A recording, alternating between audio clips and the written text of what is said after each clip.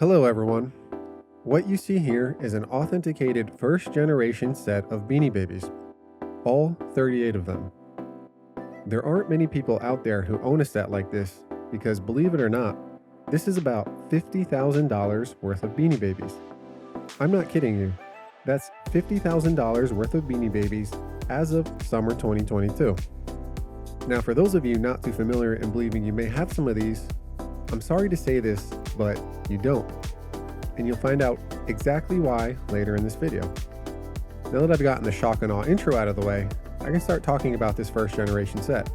I'll tell you how long it took to assemble, some interesting facts I learned about Beanie Babies while pursuing the set goal, relative values, and which ones I found the most difficult to find. So let's get to it. This set took around 18 months to assemble. Of all 38 Beanie Babies in it, the first 20 or so were found relatively quickly, within 6 months from various eBay sellers and online stores that had them available. The next milestone of 30, or finding the next 10, took another 4 to 6 months and required having to convince or pay existing collectors to let go of their pieces. And then the last handful of the 38 took another 6 months. Those last few took anywhere from 12 to 18 months to find. So now that this set is complete, what's next? This set of authenticated mint condition vintage first generation Beanie Babies will have their ownership and possession rights tokenized to redeemable NFTs through a new blockchain based service called Collect9. What's truly transformative about Collect9 is that for the first time in history, it will enable people to exchange ownership and possession rights of these physical collectibles digitally over a peer-to-peer enabling super secure blockchain. This could be a game changer for collecting, but to better understand why, watch the video I've got linked in the description below. In fact, you should even consider watching all 3 intro series videos because they explain a lot, including why blockchains and NFTs are the tools for this and not just solutions looking for a problem. Now that my self-sponsored part of the video is finished, let's get back to the showcase. It's important to note that some of these Beanie Babies have different variations. You can see this evident on some of the authentication labels that define Korea 4-line, Korea 5-line, Canadian, or UK, which stands for United Kingdom. And if there's no country defined on the authentication label, then the Beanie Baby is implied to have the more common US hang and China tush tag combination. The countries can be split up into 2 meaningful groups: where the Beanie Baby was produced, either China or Korea, and where the Beanie Baby was sold, either the US, UK, or Canada. These countries are important because they are rarity attributes that play a big role in determining the value of the Beanie Baby. For example, the Korea 4-line tush is worth $100 to $200 more than the China tush, and a UK hang tag is worth $200 to $400 more than a US hang tag. And if there's a Canadian tush tag, it can add anywhere from $200 to $800 depending on the Beanie Baby. So to be precise on what this set is, it isn't every possible first generation Beanie Baby, but instead one of any variation from that generation. First generation pieces are difficult to find, so one doesn't have the luxury to choose from something like a 4-line Korea over a 5-line Korea or China variation. If you're collecting, it's wise to just seriously consider taking whichever pops up first, otherwise you might end up waiting another year for the next to show up. I learned that the hard way myself. One more thing to point out. The various country tag combinations do not exist for all 38 of these Beanie Babies. Most of them only came in one variation, the more common US hang and China tush tag combination. The Collect9 first-gen inventory page that's linked below provides what country tag combinations do or don't exist for each Beanie Baby. I'm going to switch over to the front-facing view of this set. You can see some of the hang tags, but others are tucked away off to the sides and not visible from the front-facing view. Remember when I mentioned a few of you believing that you may have some of these? Take a close look at this hang tag. If your Beanie Baby's hang tag doesn't look exactly like this one, you don't have a first generation Beanie Baby. It's like looking at a Pokemon card, and if it doesn't have that edition 1 stamp on it, it's not first edition and thus not valued like one. The hang tag makes up 90% of the value of a Beanie Baby, and that includes condition of the tag. Barely visible damage or creases will lower the Beanie Baby's value 50%. Those with heavily damaged hang tags may only retain around 20% of their mint value, and those with hang tags entirely missing are valued by their tush tag.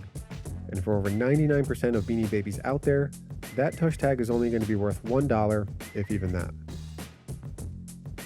Now I'm going to talk about what I find to be some interesting facts about the first generation of Beanie Babies. Let's start with the officially recognized original two. Brownie and Patty Deep Fuchsia were the first two Beanie Babies released in the US in late 1993. In fact, they're the only Beanie Babies to retail that year. Pretty simple, right? Now let's move on to the original 9, except why are there 12 Beanie Babies highlighted? Because there are 3 Beanie Babies in the original 9 that ended up with 2 versions of them. Patty ended up with 2 different shades of purple, Deep Fuchsia and Raspberry. Deep Fuchsia came first and then Raspberry afterward. The Deep Fuchsia color was only produced with a first generation hang tag, whereas Raspberry was produced for the second generations as well. Next, a temporary spelling error during the production of pinchers resulted in punchers. The error of one vowel produced what the community recognized, and rightfully so, as 2 entirely separate Beanie Babies. Punchers was corrected, and so it only exists in the first generation, whereas pinchers also has second and third generation versions, and so on. The last one, Brownie, one of the original 2, was renamed to Cubby with the release of the rest of the original 9. I'm not sure why this was done. Some sources say Brownie was a spelling mistake, but as far as I know, his name is spelled correctly. So, the original 9 is really 12. Are you confused enough? Well, here's the good news. All 12 of these, whether it be the original 2 subset, the officially recognized original 9, or all 12 highlighted due to version variations of 3 of them, they all have something in common that no other Beanie Babies have: the 4-line Korea tush tag. The Korea 4-line tush tag is to Beanie Babies as the 1 edition stamp is to Pokemon cards. It's the physical marker that defines the true original, first edition, or first run piece. If the Beanie Baby doesn't have the Korea 4-line tush tag, it's not a true original. For example, a first generation legs as seen in this set with its Korea 5-line tush tag is not a true original 9. It's an extension of the true original 9, but it was produced and released after the Korea 4-line tush version. And if the Beanie Baby isn't a first or pre-first generation one, then there's no chance it's a true original 9, as the Korea 4-line tush only shows up in those generations. So the next time you see anyone advertising a Beanie Baby claiming it's an original 9, you'll know better. No Korea 4-line tush tag means it's not an original 9. End of story. Another interesting fact about the original 9 is that they are the only ones to be available to the UK. The remainder of the first generations that came after the original 9 were only sold on the North American continent, with most of them being sold in the US and a handful of them making it into Canada. And of those that did make it into Canada, there doesn't seem to be any pattern as to which ones and why. In fact, for the few that did make it over to Canada, none are original 9. Now, if the original 9 has the Korea 4-line tush, what about the rest of the first generation? The rest were produced in China and thus have a China tush tag on them. They're kind of like a large expansion pack for the first generation. The problem with the China tush tag is that it's identical in the first, second, and third generations. So going by the China tush tag alone, you can't tell which generation that Beanie Baby came from. So it doesn't have much of a significance compared to the Korea tush tags, and thus only carries a value of about $10 on its own. Looking again at all 38 Beanie Babies in this generation, outside of the 3 version variations of the original 9, the only other 2 seemingly identical Beanie Babies that show up in this generation are Quacker and Quackers. They look identical, but one's name is the plural of the other. Some people say this was a production error, but Quacker and Quackers are also found in the second and third generations. So either it's the longest running production error ever, or this was intentional. Both are difficult to find, with Quacker having the edge in value over Quackers. To wrap this video up, I'll leave you with my lists on which Beanie Babies I personally found the least and most difficult to find within this generation, and which ones were the least and most expensive as well. But it's important to note that my lists are subjective and vary collector to collector.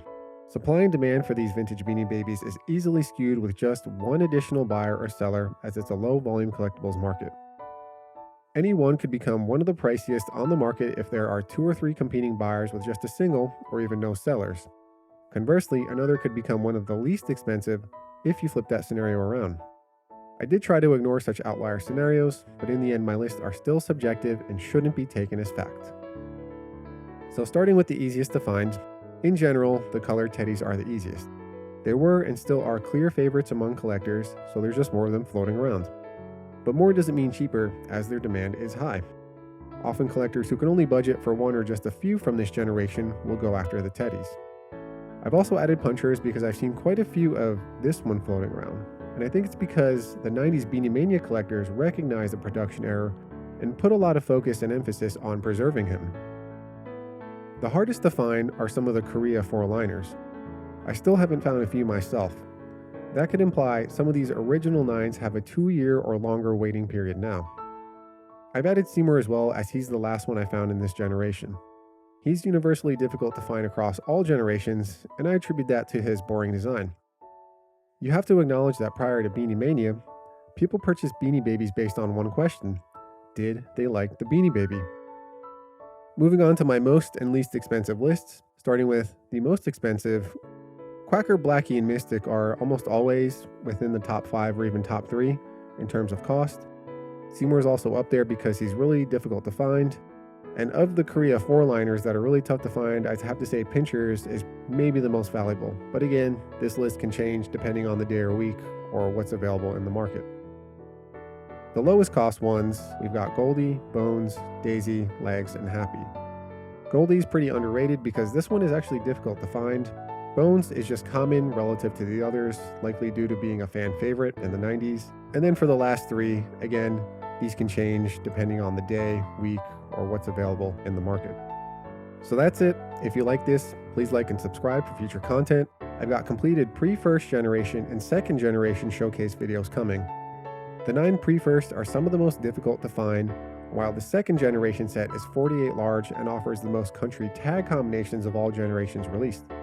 It's the generation that has the most variety and flavor for all collectors. People like to say NFTs are Beanie Mania 2.0, but one of the big problems of generative JPEG style NFTs, the most common type of NFT, is that their rarities are not organic. Meaning, rarity and subsequent value for most of these types of NFTs are never decided by people like you and me. Instead, creators come in, assign rarity attributes, and then develop an algorithm to finalize rarities. And then there's no limit to how many sets of these types of NFTs can be minted or created. Beanie Mania, on the other hand, allowed people and collectors to form their own opinions and preferences on what and why particular Beanie Babies should be valuable, and it took them many years to figure things out. It's almost like that was decentralized, whereas the NFT craze was not. Collect9 is looking to create a new class of NFTs, one that bakes in the organic rarity of long-standing existing collectibles like valuable vintage Beanie Babies.